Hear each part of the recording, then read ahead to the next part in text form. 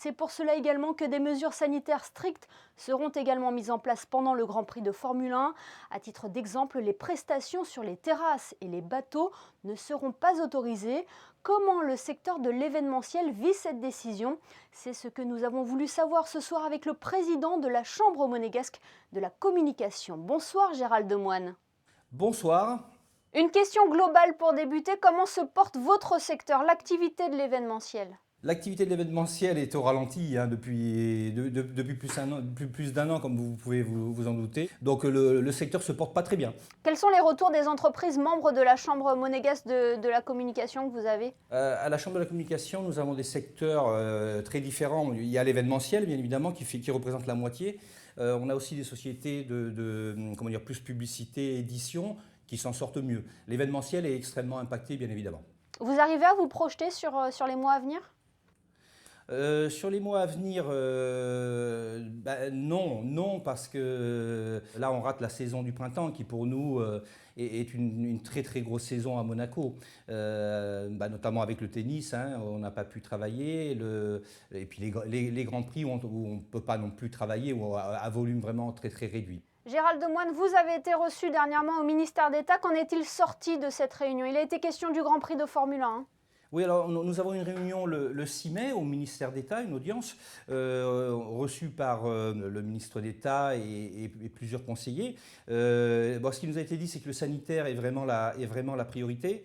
Donc pour cette année, il fallait faire des choix. La jauge des spectateurs pour les Grands Prix est extrêmement réduite. Donc il faut faire des choix que nous comprenons.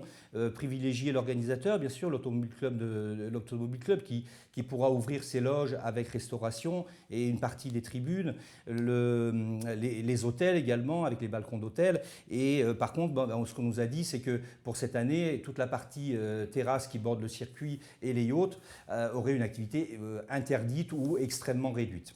C'est pas un crève-cœur pour vous qui avez initié justement la location de terrasse pendant le Grand Prix? C'était dans les années 2000?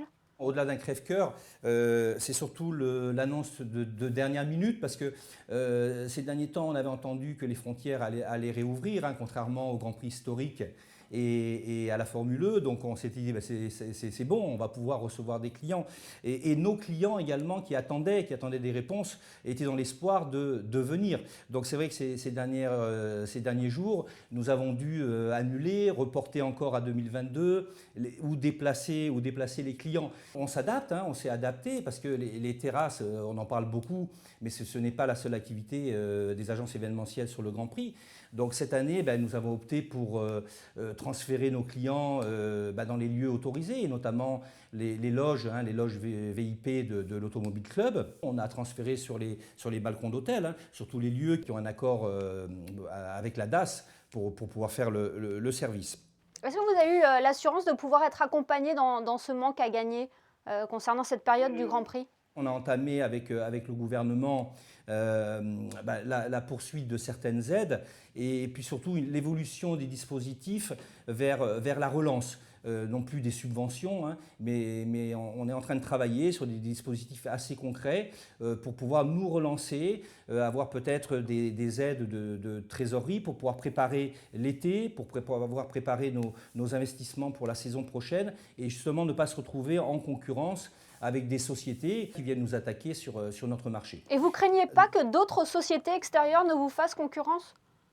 Je ne sais pas, mais je suppose que d'autres sociétés peut-être moins scrupuleuses viendront organiser des choses pendant le Grand Prix, mais ça c'est le travail de la sûreté publique, c'est eux qui libre à chacun de faire ce qu'il a envie.